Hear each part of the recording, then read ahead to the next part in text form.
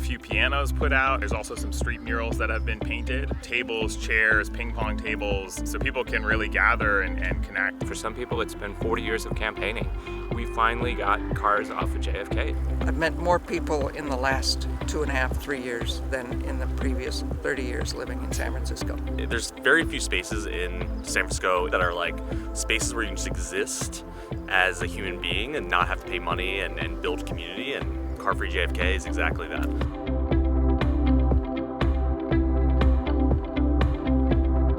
You know, I just love being out and riding this bike. What I love about the Great Highway, well, it's very scenic, you know? Beautiful out. Look at the sky right now. Today you have this gem that exists for folks to enjoy, hear the waves as they ride, then just go for a walk and hang out on a Saturday and Sunday. And have a flat space where they can walk, roll, gather, just enjoy nature. We're doing a ride on Car-Free JFK here in Golden Gate Park, and then we're going to take it all the way to the Great Highway. Two things I've never done, but even more incredible is that all these people have showed up to ride with Street Films and talk to us. So this is very exciting. He's a little nervous right now.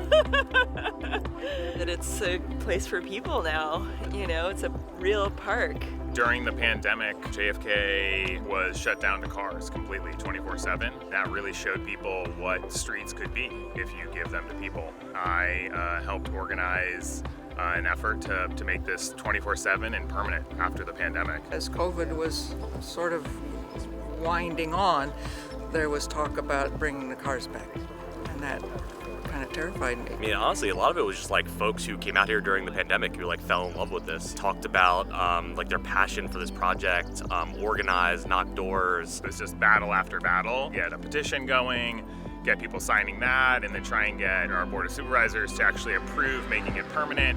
It was then put on the ballot by the people who were opposing this being a car-free street. So at the Board of Supervisors, it was a 7-4 vote in support, and the mayor co-sponsored the legislation. Then when it went on the ballot, it was about 65-35.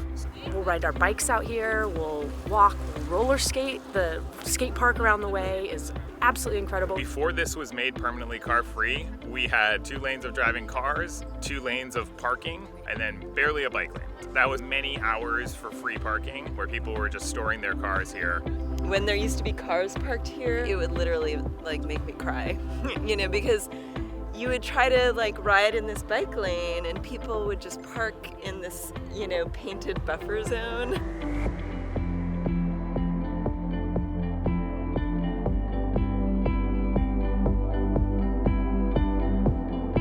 You know, I'm pretty cool. But you know what I think is cooler? Being car-free. My name is Ryan Miller, and it's an honor to be out here with you guys. And it's my little homie, Fabrizio. The Great Highway and JFK were kind of linked. The ballot measure was actually going to have cars 24/7 on both of them. Fortunately, that was defeated. What it means is Great Highway is still kind of a part-time car-free situation where the weekends cyclists and pedestrians have it for recreating. The bizarre thing about Great Highway is because of beach erosion, they're spending millions of dollars to continually clean sand off to keep it open for cars. And there's Sunset, which parallels the Great Highway. So there's another express route for motorists. You know, our hope is that to make this a permanent park in the future, 24/7. And so we are working to make that happen as soon as possible. Okay, you might be able to see the creases in my cheeks because I have not stopped smiling since we hit the Great Highway. It has been among the top moments in my life for riding a bike. And just coming out here is worth it just to ride it. Where else do you get a chance to ride car-free on a highway along a beautiful beach?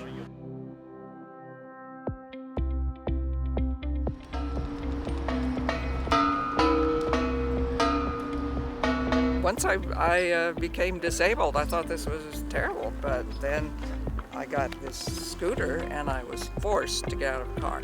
I love cars. I used to drive my car on a racetrack.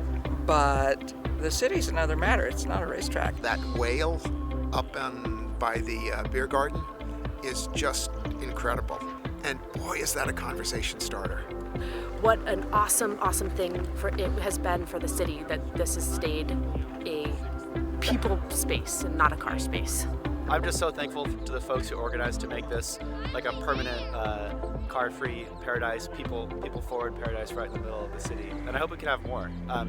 You know, people were worried that how will we be able to get here if there's no parking? But look at that! All these people made it here.